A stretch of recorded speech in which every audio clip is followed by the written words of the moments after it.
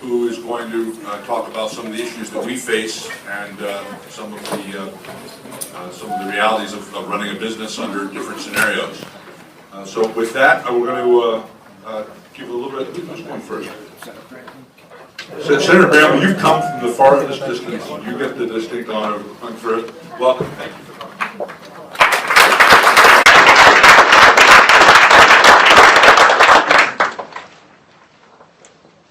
I read a story once about a man by the name of Daniel who went into a den of lions. Did he tell you my name was Daniel? No. Look, by way of introduction, I'm a CPA. I practiced in the tax arena for now over 39 years, litigating tax cases, both at the federal level through tax court and through state departments of revenue, tax commissions,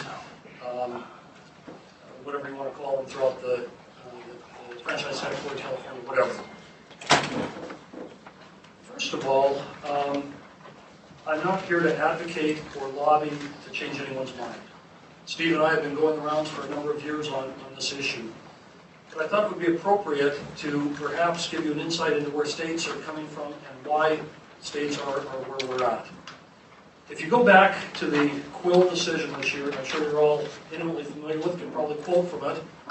Quill was a decision decided in 1992 based on a 1980s fact pattern. And I'll tell you as a CPA, when you consider the technological landscape in 1980, first PC, desktop commercial PC, was circa 1980.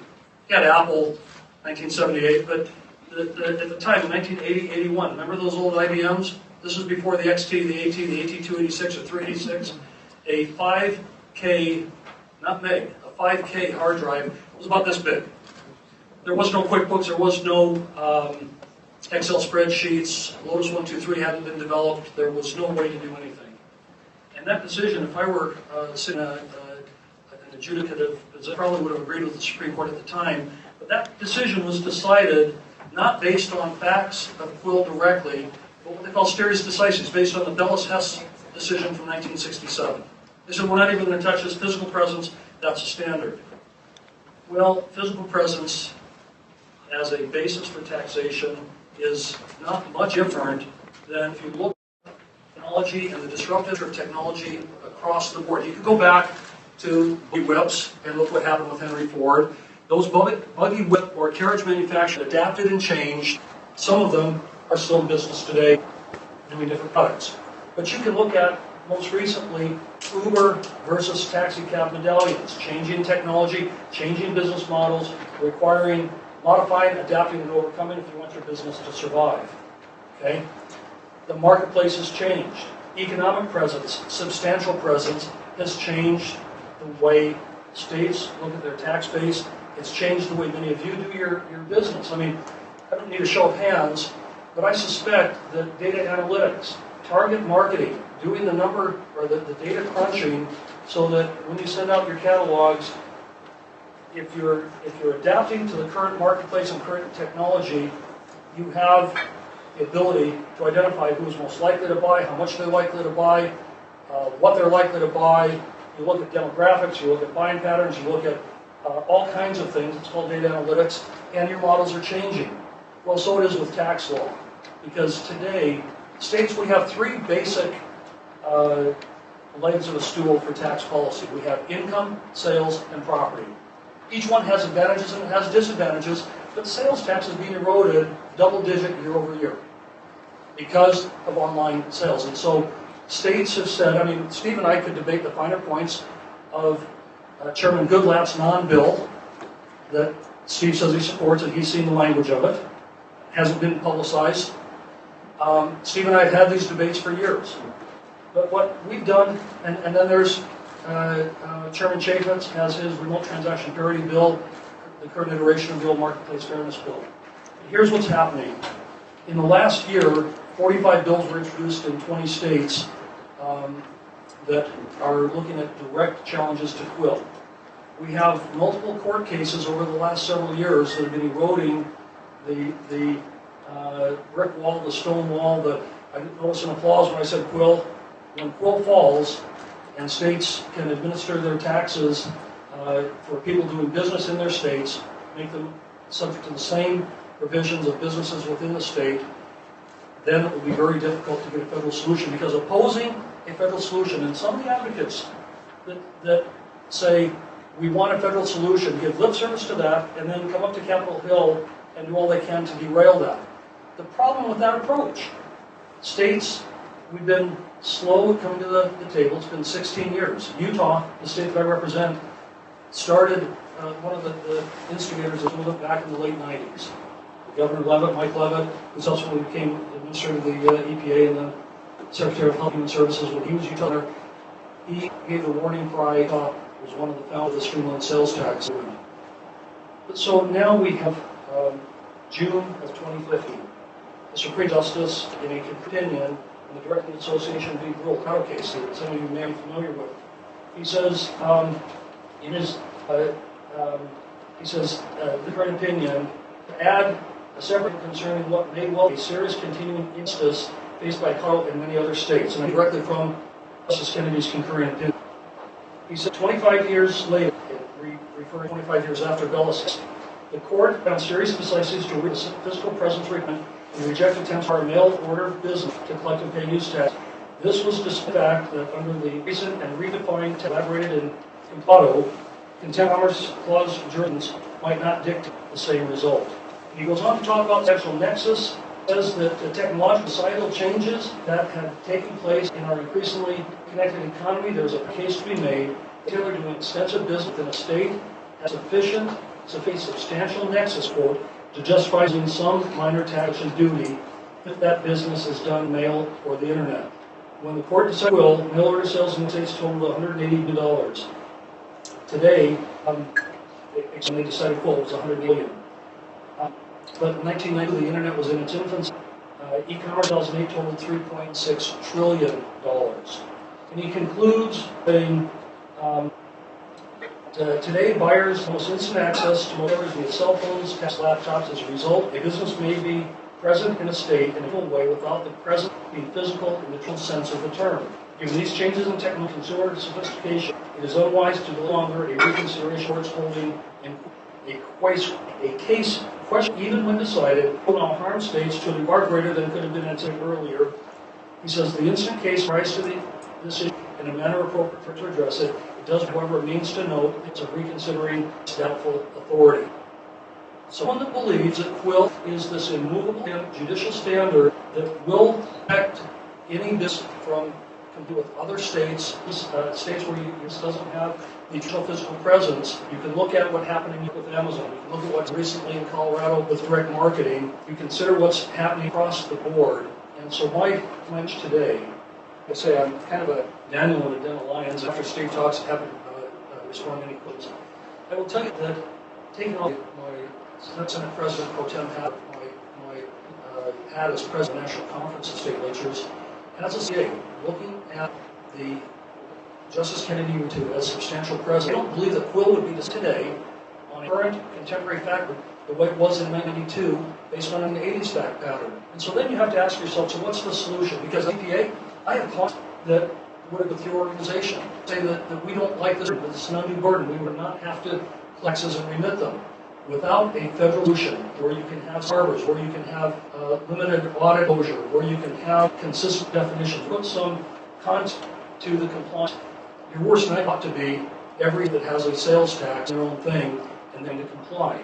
But go back to the notion, if you're going to succeed, you can be taxi cab medallion holder when Uber comes along, or you could be Uber when driverless car along.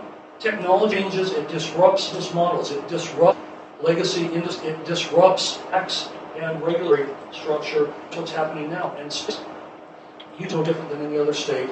Our fund is funded sales tax. Now, systematic central services. If that continues to grow, we've got to take a way, and the more conservative Republican, it doesn't matter whether you're a big or red state, the issue of that tax base is driving states to solution.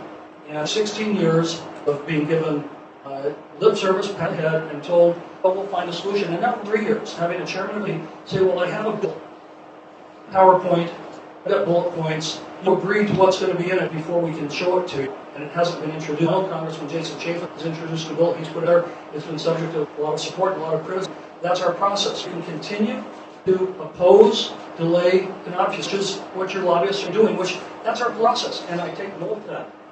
But doing so, you will run the risk, and this is the primary message to today. If we don't have a national solution that stakeholders from every perspective can come and say, this is as good as the other. I told Steve, his term might be Quill fails, term might be when Quill fails, or it's an if when. The judicial case, there's a trend moving towards potential nexus, or nexus as opposed to presence for the nexus. And it will, or when Quill fails, then trying back and reclaw position of a federal solution, very, very difficult. Now your worst nightmare of they doing their own thing to fruition.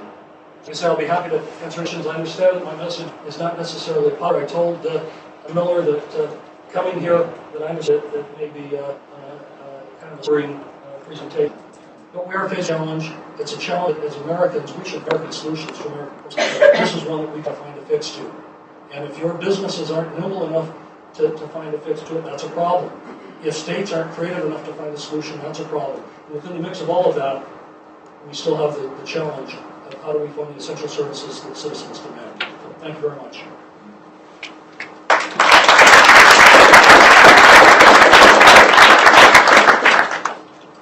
Thank you. Steve Delbianco with Mason. I've had the pleasure of all of you over the past years since this issue has evolved. Met with many of you and we've done Hill meetings together. You understand, I understand, and none of you are in business, succeeding in business, your customers are trying to avoid paying the sales. You all can run sales tax, and every single you have a physical presence, you have a sophisticated system to figure that out, and you actualize with the law in the same way that every brick store in every applies with the law. Collect sales tax for your transaction in jurisdictions where you have businesses. So that's a level playing field that you've been playing on, trying to avoid a situation where we tilt to penalizing online and catalog businesses. Mayor Bramble talked about an alliance down. I guess the metaphor for me over 10 years was the skunk at the picnic, because I would attend all of Printer's NCSL meetings, only opponent, Marketplace Fairness Act. And I would attend all of the stream sales tax governing meetings where I serve on the business advisory, and the only skunk at that meeting too. So, like you, I've been in that situation and proudly and confidently defend our position because we disagree about the get there. You said earlier some of the Quill was dated, beginning from 1992, but all of you, the Quill opinion, it's the fact that Quill was a very prosperous company with sophisticated mainframe computing. That was not dispositive of the constitutional purpose of the state. Moreover, there would be no help at all to the 30% of your customers for some of you. You actually open one of your catalog, and it says the residents add 7.5%, residents of Mecklenburg County add 7.4%. That's when you have to literally for every cat customer in your nation. So, and tax so that an elderly individual from a catalog can indicate what tax they on a given day, given a sales tax holiday, and presuming they can figure out whether that medical record is exempt or not in that given state. So is it inevitable that we will see handling of the Quill President standard? We'll see in court because, frankly, the membership board of organizations, No Choice in may see clear to do so next day or so. We could well meet the challenge of South Dakota's brand law, which we could be challenging correctly. It'll be a fighting, as you said, a long battle. Even with a fashion, still probably going to be a couple years. To Senator Bramble, really that because the states read the money, that it'll be persuasive on just at the different court. Persuasive to less concerned with process or less concerned with commerce laws. I don't think so. The state's need for the money is certainly going to go there. So to me, it's not inevitable at all that it will fall. But it's also not inevitable. It's will gain new long taxing and regulatory as well what happens. Federal legislation, the kind that ACMA, Trust, and No Choice supported, is federal legislation that avoids state tax collectors to reach across the borders to see that it no presence at all. Handouts that you've all got asked, you've all seen them in these years. It's a No Choice document that ACMA done with us. We are the MFA, the Fairness Act, Representative Chaffetz's bill that I think Sarah was particularly in favor of, and the good backup. And the good concept, frankly, I think this is on a quote from Will Rogers, that good judgment comes from experience, and that comes from magic. Let's turn to the experience and judgment in Europe. One of the handouts is an editorial that didn't Forbes here. A little sort of discovery this was that the European Commission did a second study of how well their VAT system, value add system, worked. past decade. It's worked to the point of the EU has recognized that their model, where businesses in Europe have to know the rules of the destiny of the customer, and help where the customer is, and be subject to where the customer lives, has retarded the growth of interstate commerce in Europe.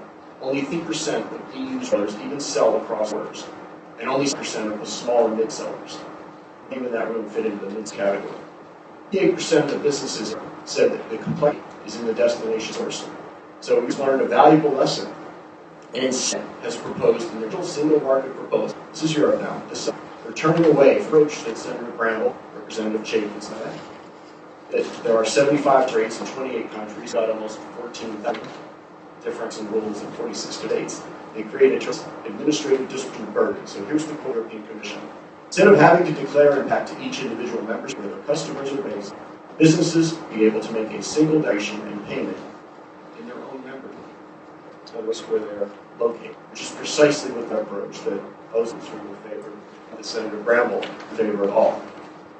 I do can learn about the movement on things like this, and it's more than just lip service. I think Bramble characterized that many of us in industry give a lip service to trying to get a federal solution. But look, those lips have been Senator Bramble, and largely due to the pressure that's been bear by the states. Hamilton and I were in Salt Lake City, our hometown, for January 9th meeting of the Conference of State Legislatures, the organization that Kirk is now the president, and very well orchestrated meeting with a very message that NCSL would encourage its members in their state to really turn the heat two significant ways. The heat on who? On the business. Turn up first by continuing to run nuisance nexus bills that expand the concept nexus or physical presence, say that it includes any marketplace that needs to sell against, or it includes any agent that you might pay commission to drive traffic site. All these are ways of taking the real physical rule and expand to cover other physical presence. They've done that before, and it's had some effect on business. It's certainly been a nuisance to make the road. The second stroke taken to sell in January is to try to do a full assault on the documentation, on the precedent of this notion of physical presence. And Alabama, so I guess before we met in January, South Dakota took a challenge and very quickly did it. Lean fighting machines of legislation, SB 6, passed in just a few unanimously, and it takes this Sunday. South Dakota law says provide as physical presence, at least an economic presence sufficient. If you sell here about $100,000 a year or 2 transactions a year, small business exception, of no consequence in this year. If that's the case, then South Dakota levy on you the PRIM tax, because the South Dakota's tax is on everything that's tangible personally, all services electronically delivered, 4.5% starting on it. And it's not use tax at all, it's sales tax for the PRIM doing business in South Dakota. And the South Dakota says you are allowed to pass that through to your customer. It doesn't matter. You owe the tax for doing business in South, whether you collected it from your customer or not. And that is going to make for a fascinating case as a state that has a relatively tax system with a lot of rules. It's a state for which the tax is a English tax. It's not an obligation to collect uses. And I continue to look forward to that. Along the way, we are going to have to win a hard lawsuit as it's with the courts. We're also going to have to be just as engaged as you always are on the sea to apply the flawed marketplace fairness or maintenance bill, and to identify the merits and the approach, like Jeremy Hood, for each of you to continue to file and remit in only the state's reasonable presence. The one state where you have most of your employees in payroll, that would be the state for which you would fund sales you make to states where you have differences. So you know the number of places that you don't increase the number of rates you have to follow, would be collecting tax on sales to all states part of the country. That makes a lot of sense, and that's why we backed it in 14. Kurt likes to call it lip service, but we think it's the way to proceed. We don't believe the courts in the right seat. And the challenge to show and go after a job like South Dakota, take that challenge. I look forward to a lively talk with all of you. Senator. Thank you, Steve. Thank you, Senator. I was going to give you a couple of minutes to respond to the person, but I think I'm going to take it a little bit of direction and talk about the range of outcomes that are acceptable. Senator, you said you think federal legislation is the right to go. Steve, you said I think the federal legislation is the right way to go. I happen to agree with you both. So what might the range of acceptable solutions? We start with the good lab, of which the Senator really says he hasn't seen the legislation on, but I believe, Senator, you've seen some concept around how that might work. Maybe we could start with that and then shift to some other possible approaches that might work, and then we're going to open it up to you in the room on this action as well. You ready to take that on?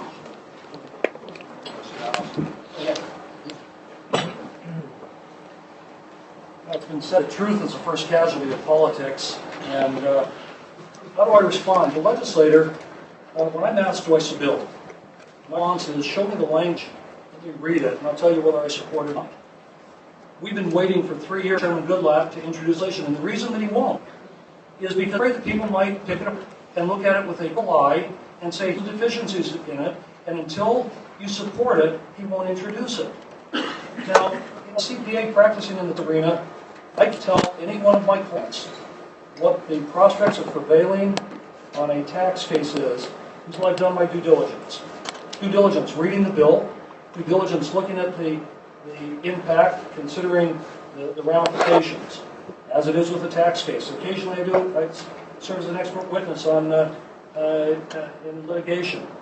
I would never think to respond to opposing counsel on the witness stand without having done my due diligence. And so the question, this isn't political doublespeak.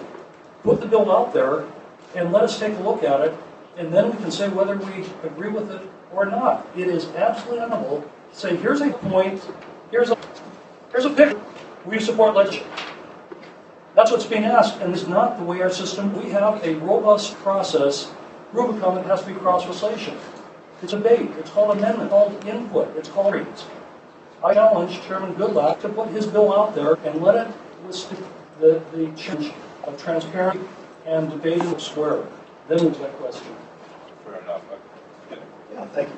I do want to remind you, Chairman Goodlatte is well respected for his thoughtful process, where he often does introduce conceptual aspects of a bill, but eventually does get to the language. And I would prefer that we had language we could all debate and pick apart. But the way in which Chairman Goodlatte is presenting the bill to anyone who comes in and asks is not this notion that you must support it. He simply asks, will you accept the notion that it would be appropriate to solve the revenue problem that the states have and to level the playing field between brick and mortar, catalog, and online? If I did it in a way that didn't allow state tax collectors to cross their borders. I think that that is why some ads of Marketplace, like Senator Brown and others, they won't even consider, they're completely closed-minded. The idea to actually solve this problem by catalog and on the exact same way in brick and mortar stores. You tax all their sales in the jurisdictions where they have presence. That's where they file. They're subject to audits, places they vote, right? Where you have employees. But that is such a radical departure from the path that's trying, and NCSL is on for 14 years, that they're able to deviate from that path, path dependency. Are locked in on that path. I think that is built a hostility to the idea of, well, tossing that aside, going with a completely different approach that mimics the way we treat mortar stores. So it's more philosophical. And the reason that Chairman Goodlatte is not anxious to put the language out, that he's learned in these meetings, Senator Bramble and others, that it's held. They won't consider it. It doesn't have the right of favor extension. States, collectors, and regulators cross their borders to any business in the United States. That's not completely up, Steve, and you know it. Back in the Chairman's office, the chairman of the National Government Organization happens to be my own state's governor, and we have said, look, your bill has evolved dramatically. Steve with that, Chairman Goodlatte with that, Dan Huff, the staffer in his office will tell you that. He said, fine, let's look at the language before you ask for amendment on any of this. Now, there's a couple of other here that need to be clear. Steve, this is part of the rebuttal. I'm going to take the liberty.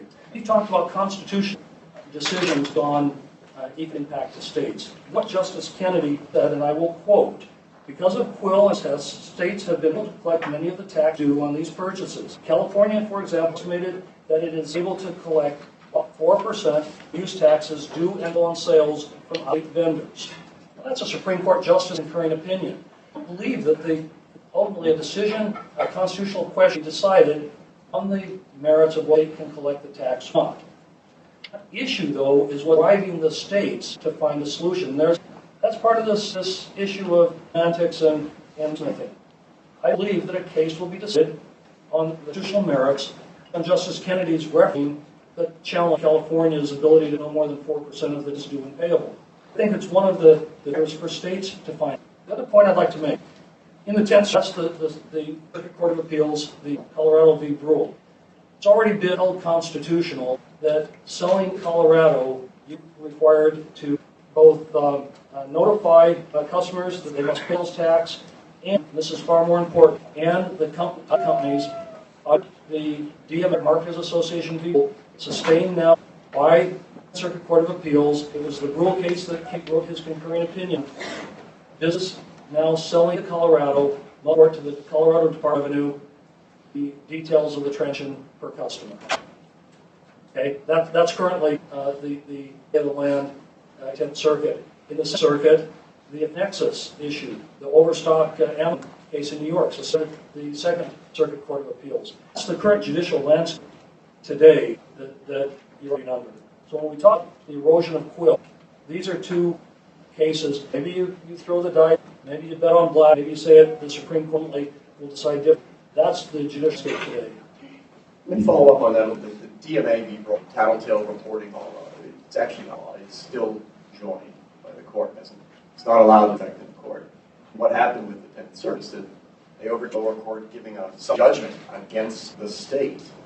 Inevitably, they will figure out whether industry members like you will start taking the next level in the courts. But even whether proceed and continue to hold an injunction or that law takes effect, this tattletale report is an immense vulnerable on others that weren't challenged by DMA challenged an onerous clause. But out of it, it's all about a due process reach. That Colorado has due process reach over a North Carolina-based company, no physical presence in Colorado, force them to report. That's not just in the courts. Importantly, the Fourth Amendment, reasonable search of private business records and personal information of customers. That is a test. So probably a long court battle, tattletale reporting bill. And then Senator mentioned the affiliate net, the infamous Amazon that passed in New York for 2000. A couple of things that happened with that law. It becomes relatively trivial for a business, Amazon, to avoid having to collect under the Amazon tax, right? Just stop paying commissions to state affiliates. Once you do that, you're no longer engaged in them driving businesses. So listen, more importantly, when the Supreme Court states had the chance to review the Nexus law, the same Supreme Court, absent Justice Scalia, the same court said, no, we need to look at that. After all, the affiliate nexus can challenge quill law. It's an implementation. The affiliate nexus, the Amazon tax, says the physical presence rule for sales tax, because you have an agent in mind to whom you commission to generate a signal, that agent creates presence freedom.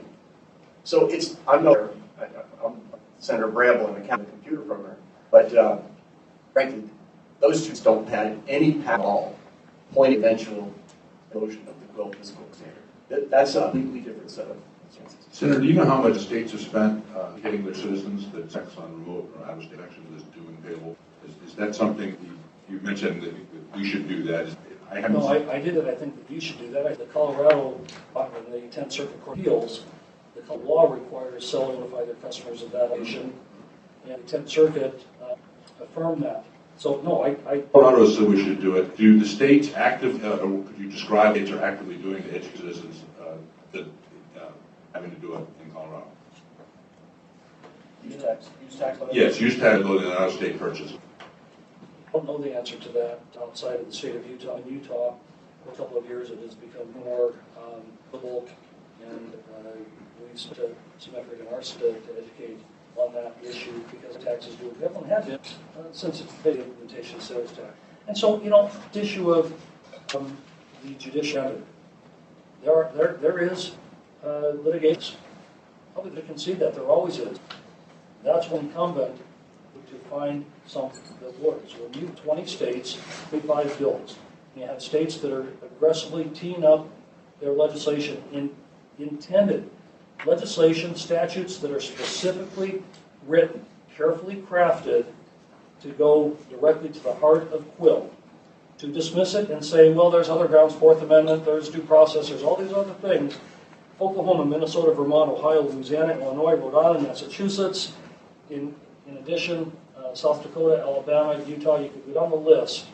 And the snowball is beginning to roll. That, again, is part of the message that when I was invited to that I wanted to deliver, that, look, it's a problem. We need to find a solution.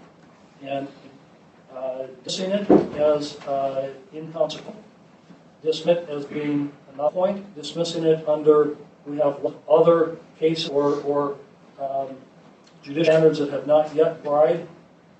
Go back and read Justice rather informed him on the very basis that Quill was decided to. If Quill falls, everything falls beyond, and you have a Supreme Justice who says that the decision was advised to begin with, faulty logic to begin with, and it needs to be readdressed. And that's the real challenge. You've got to consider. The whole debate is how far to push that risk without a solution. What we are answering that comes in this room and a lot of others, raising hundreds of thousands. And we are answering that. Then show us a bit. We're answering the check going to court. I do want to remind everyone that erosion of Quill, the law of Quill, enactment of something like market fairness is a far long, which no longer are than just taxes. Let me quote Senator Camp in an event we held in Washington just in November. She said, quote, "We should do away with fiscal presence. And that means that states can use their long-arm statutes to tax income, sales, and many other things."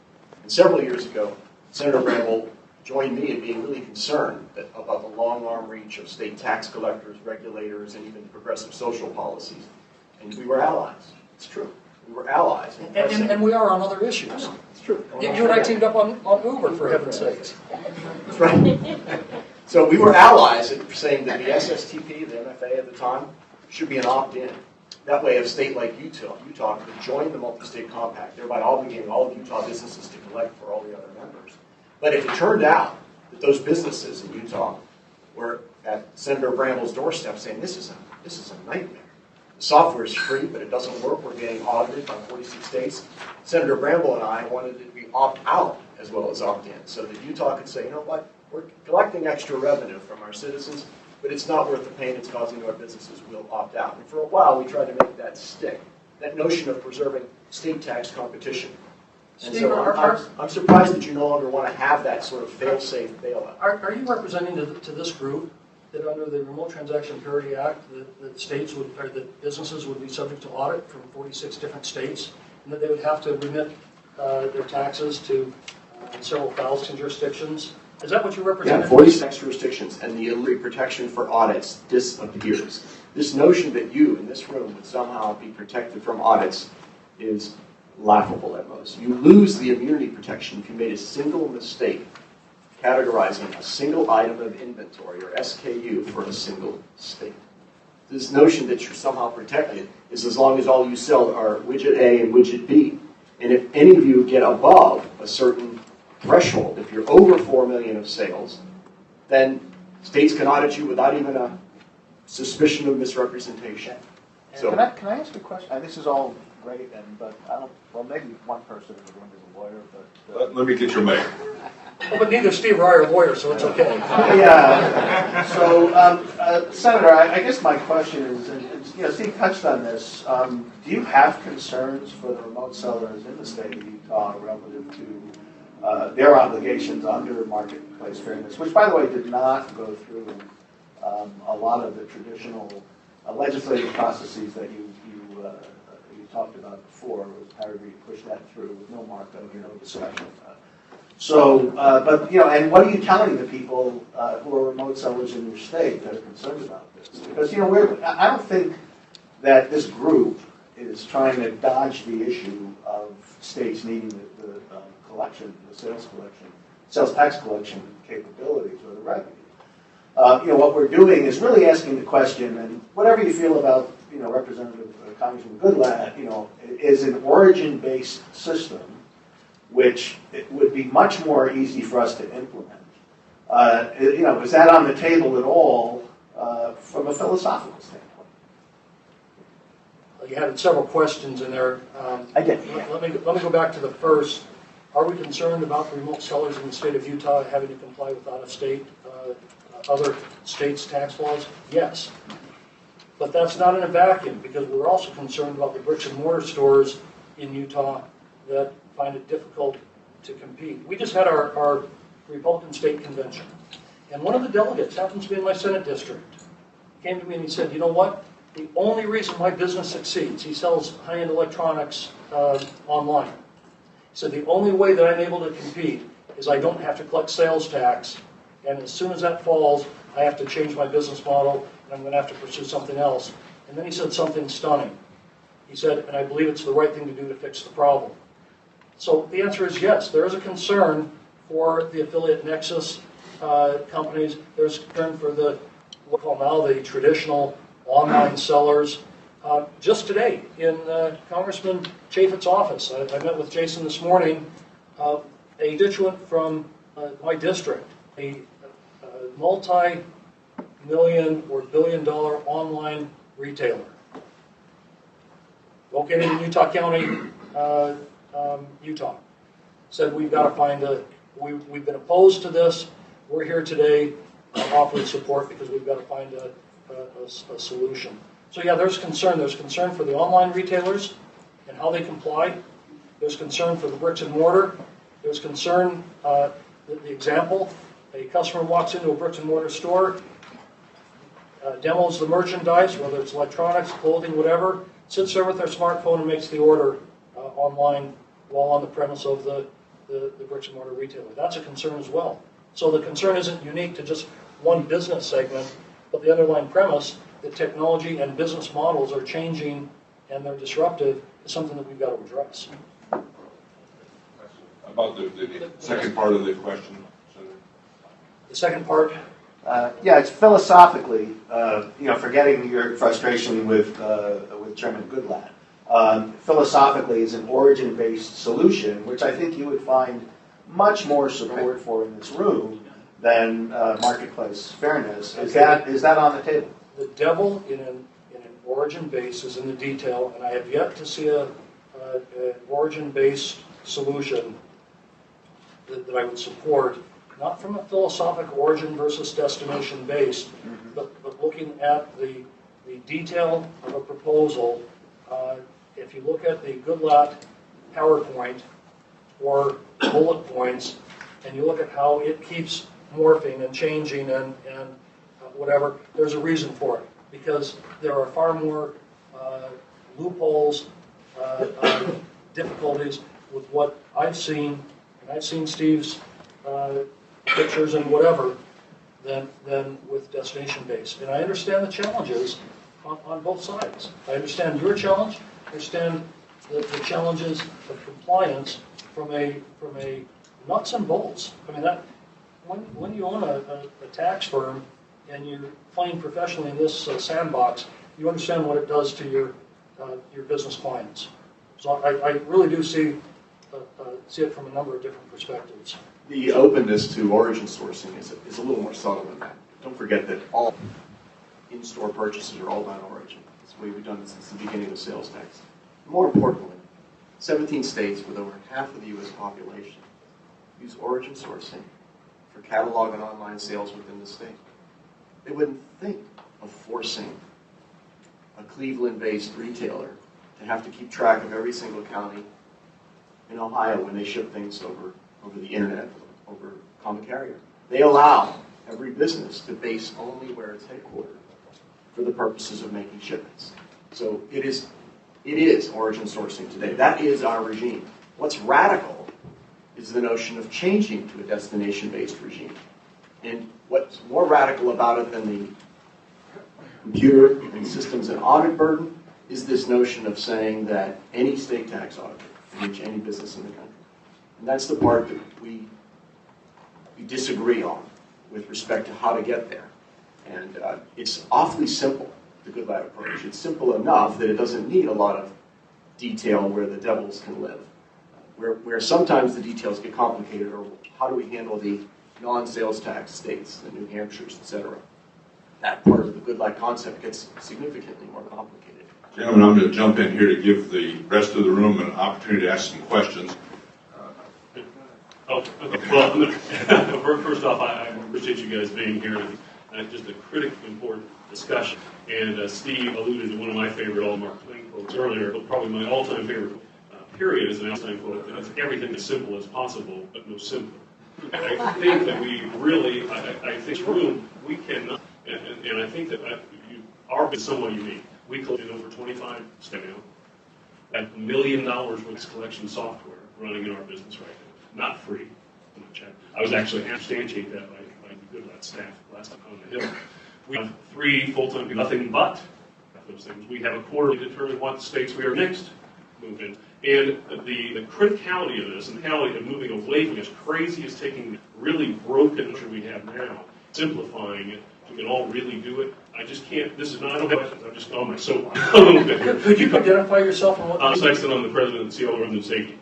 We, well, I'll allude to the fact that we also, last year, we were actually merged with a $13 German concern, the second largest industrial district in the world, and the entire group was almost completely derailed the complexity of the United States remote tax structure. That have KPMG, Price Waterhouse, both of them I go about 4 months to get across the finish line, and that was the last. It's probably like what you guys are doing. But the other thing in this room, and I think that's really critical, if sales tax, states need money. You might disagree with that? If you, and Steve brought up that, said, if except on some of these sales taxes, like, we are in the direct response world in this room. If people think about making that decision, whether it's a click, a phone call, something else, we're out. How many people in this room would business if your response rates were what they are now? You want any sales tax from this room. If you press response, which is what the Marketplace Fairness Act, this current iteration would do. That is, and Miller, who's a great friend of mine, about 3 times in the direction of Lincoln, every morning, get up. But I don't think Quill is the answer, and I think Quill's going to go away, and I think we'll pay sales tax, and frankly, the most compliant industry you possibly imagine in pay tax. And we're happy to go, if you make it easy, you make it where it doesn't hurt business, and you make it doesn't, where I don't have to tell this why it works this way, to get them to merge with their company. But it's really the reality of it for this country and direct response. And now I really get myself and show my free flag fly. In 1975, I said, we legalized marijuana, we put a ton of the work, we'd raise millions of dollars, and we were speaking mellow out the population. And it's taken 41 years to that, and I hope it took 41 years to get to a simplification.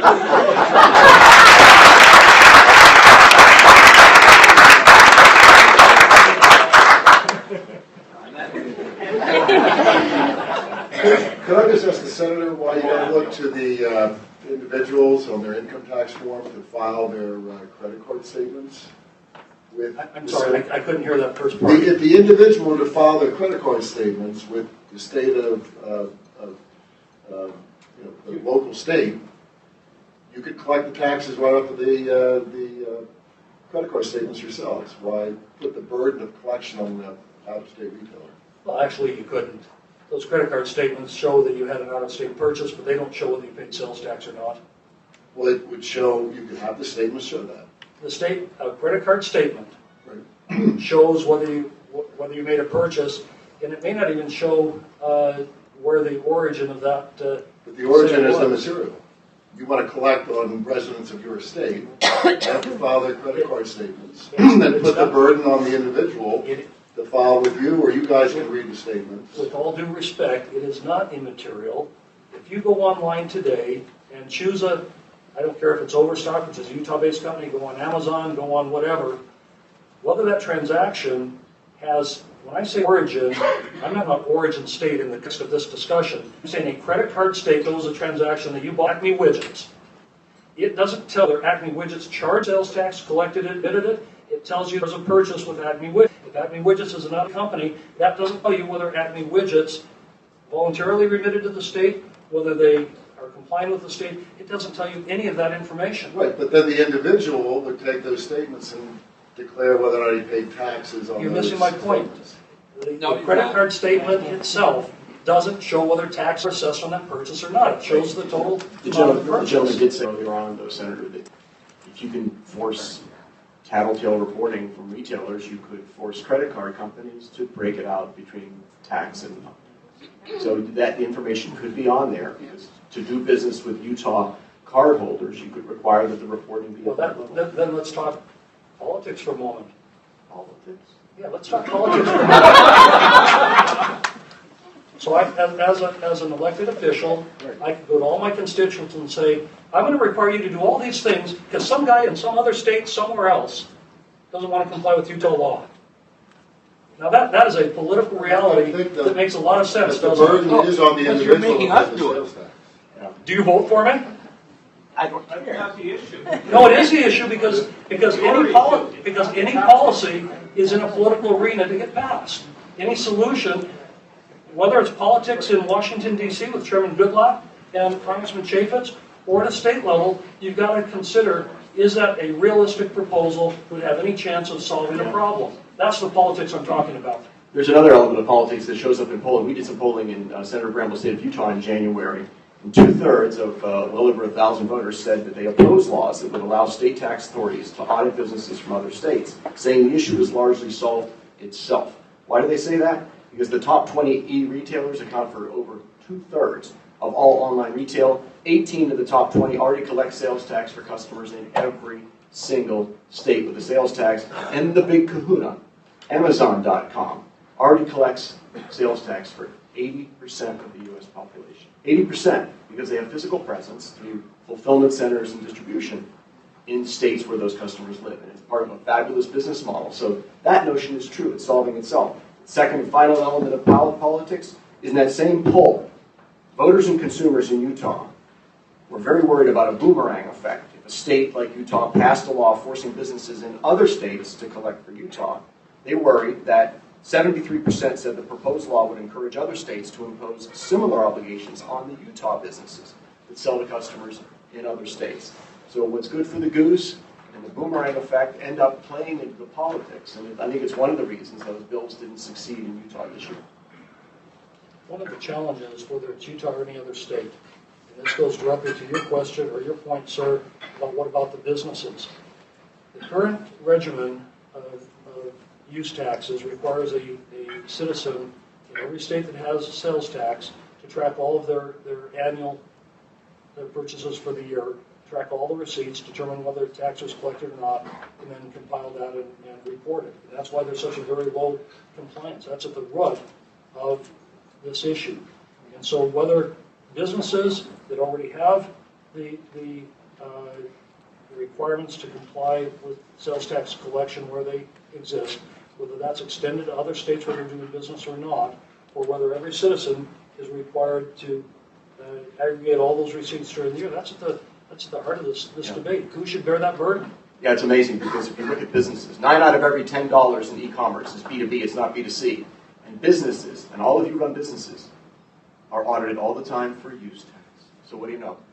Utah and every other state have a 95+ compliance rate at forcing you to be audited for any purchases you make of consumables for which you didn't pay sales tax. You pay use tax. And the heads are nodding. You know exactly what I'm talking about.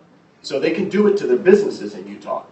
But since we're talking about politics, it's not politically very popular for the senator to do bills that would force regular Utah voters to have to go through sales tax use tax audits and find a way to report it based on their credit card statement or whatever. And I understand that. We work and live in a political world. It's far easier to impose those burdens on people that don't vote for you or live in your state. Actually, you could subscribe to that and buy into that philosophy, and it sounds rational. The challenge is one of cost-benefit for auditing the individual citizen. When I filed my tax return last year, this was a big write-up in one of the newspapers in Salt Lake City. I was asked by a reporter, did you include your use tax? And I responded honestly. I said, I prepared the return, we e-file, I prepared our CPA practice, and I hit send. And then I said, geez, I forgot to fill out line 23 on the Utah form, and before that was even accepted by the taxing authorities, I had to file an amended return because the $40 that I owed in use tax for online purchases hadn't been included in my return. Now that $40 is what is the material point here. How far will a state go in auditing to collect that $40 or $50 or $100? What's the cost benefit? That's as big or bigger concern, Steve, than the politics of it. I love that point because it shows that this problem really is solving itself. I did an analysis of all of our family's holiday shopping this year. The fact that his bill was only $40 is because the people that people are buying from for catalog and online are already collecting in Utah because they're collecting everywhere. Now, we're Utah. I just got my internet connection last year. Actually, folks, 2014 census, Utah's the most connected state in the nation. 93% of citizens are connected to the internet. So that was a joke. Okay? Think about it. So I did a quick analysis of all of our Christmas purchases here. We did 41 online purchases from 20 different vendors. 80% of all of that was online. 17 of those sellers charged sales tax in Virginia, where I live. It covered over 90% of my dollar purchases. Only 3 vendors I purchased from did not charge me Virginia sales tax. They were little specialty businesses in faraway states, one of them in Turkey. They had no presence in Virginia. And those small businesses they're endangered species if we suddenly force them to shoulder the burden of collecting. So the point is, only $40 for Senator Holt. It was less than $4 for my last year in 2015. The amount of unpaid use tax for consumers is shrinking. It isn't growing. The destination base simply, besides increasing the cost for the companies that sell, doesn't it simply increase government because of auditing and reporting and all the other things? Undoubtedly. Well, I don't know the answer to that, because I don't know what assumptions you're making there. I mean, you can look at the compliance and what's already happening. You can look at the Goodlatte proposal and this whole new bureaucracy to collect and then reallocate and distribute, presumably similar to what we do with fuel taxes between interstate trucking. That's a whole new bureaucracy. Does it increase or reduce? And the reason I say I don't know, if you compare the collective cost to individuals for compliance, if they were complying, versus cost of businesses and the consolidated complying at the time of the transaction, I don't know how you compare those two. We have 2 questions in the can. Go back there first, and then we're going to have to wrap. Senator, first of all, thank you for coming. Clearly, I think you knew that this was going to be an uncomfortable situation. No, Conversation, and it's I'm a little shocked. uncomfortable. Remember, my name's Daniel, okay? And I'm Terry. I am founder and CEO of a company called Uno Alla Volta, which is based in New Haven County, Connecticut, and we sell handcrafted treasures around the U.S. via catalog and digital and those various direct-to-consumer means. I have never had the privilege yet to visit the state of Utah. So I want to ask you some basic questions about the sales tax environment, because I really know very little about sales tax in Utah. First of all, what is your rate? And is it the same across the state, or are there various tax jurisdictions in Utah? The answer is there is a basic state rate, 4.75%. We have an exemption for food products, not prepared food, similar to many states. We have local option sales taxes, a resort community tax, we have transit tax. So generally the rate in Utah is approximately 6.8% in total, but it really depends on the jurisdiction that you're in, very similar to other states. How does your basic rate compare to those of the border states?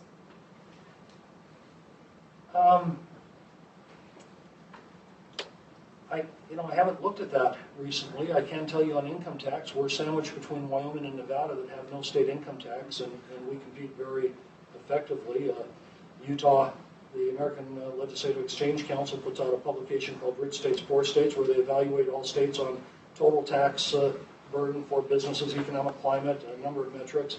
That publication has been out for 9 years, and Utah's been ranked the #1 state by a very conservative organization every year for the 9 years of the publication. But I didn't review those. Does Utah ever have a sales tax holiday? No. Do the adjacent states ever have sales tax holidays? I couldn't tell you. If they do, and I assume they do, what probably happened is a whole bunch of consumers cross the border. The problem with the so-called level playing field is that all of that is origin-based. I think the sales tax holidays and the kinds of things that you're referring to I'm not aware of that occurring in the Intermountain West, but I do know that the colleagues, both legislative and business colleagues in New England, that's far more prevalent in your market than it is mine. Yeah. Where we are, Rhode Island, Massachusetts, New York, New Jersey, they have a holiday for the sole purpose of getting consumers in other states to avoid use tax in their states. That's why they do it. But you need to understand the landscape. I've got a little boat I keep at a marina in Utah. It takes me 7 hours to drive to it. If I drove 7 hours from Connecticut, I would have crossed 10 states. and there's a big difference between driving across the state of Rhode Island. I mean, that's not even a good commute in Utah. And so when you say border states and whatever, if you knew the geography of the state of Utah, except for fireworks in Evanston, Wyoming, there really aren't border cities that you would go across the border. Maybe you could say you could go somewhere in Idaho to buy a lottery ticket, but we don't have the same concentration of population. We don't have the same kind of dynamics that are driving the sales tax holidays that you see in Massachusetts, Rhode Island, Connecticut, New York, etc. We don't see that at all. But therefore, I ask you to think about those other states when you're looking to impose a burden on a catalog company with 35 employees that a brick and mortar retailer with 10,000 employees would not have to meet.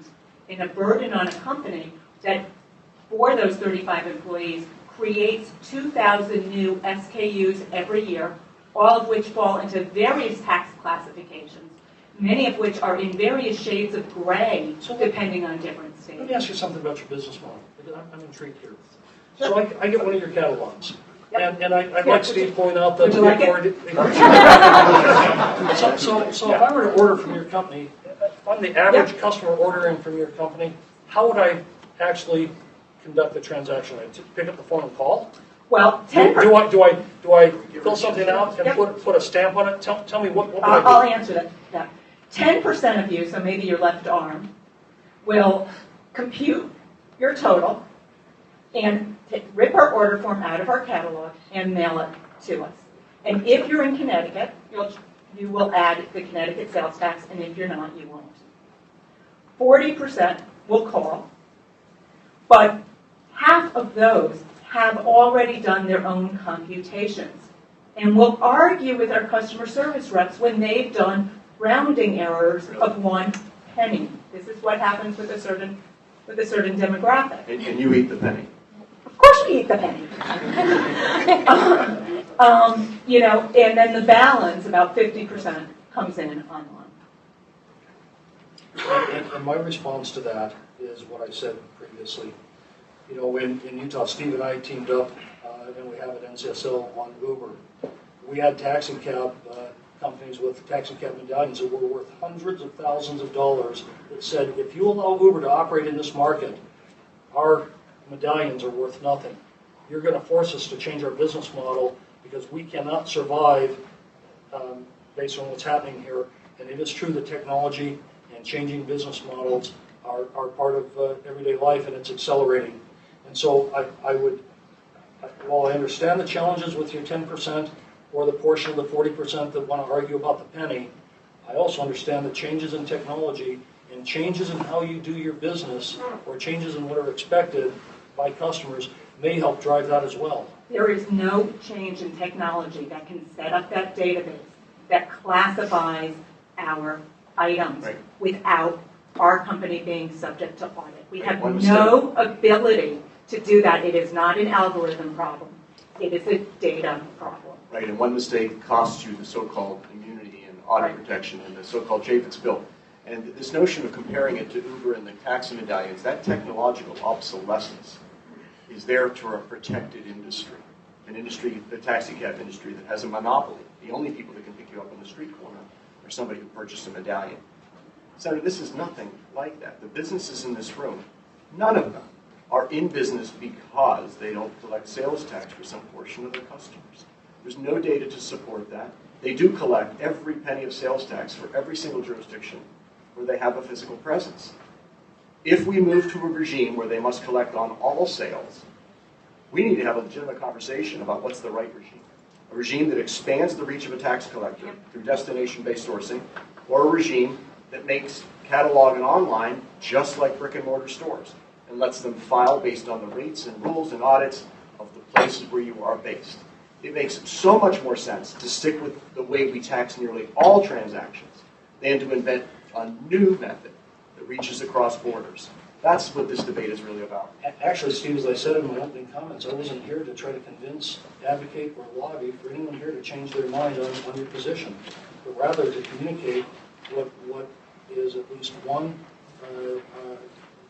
possible or likely scenario dealing with what. Just one more question, and eager for me to give away the microphone. On the issue of origin versus destination, first of all, let me say I am in support of a federal solution. I believe there needs to be a level playing field. I believe we need simplification. I may be the minority in this room. I don't believe destination does it because I think destination creates a whole other set of issues. But let me ask you a different philosophical question. If you could draft the language, would you support a proposal which creates uniform rules, one tax per state, one audit per mail record? That answer is yes. Go for it. I'll support it. I have to jump in here because we're already running over time. There's obviously a lot of energy around this in the room, which is great. Terry only has 10% of her orders come in via mail, but we have members that have 40% of their orders that come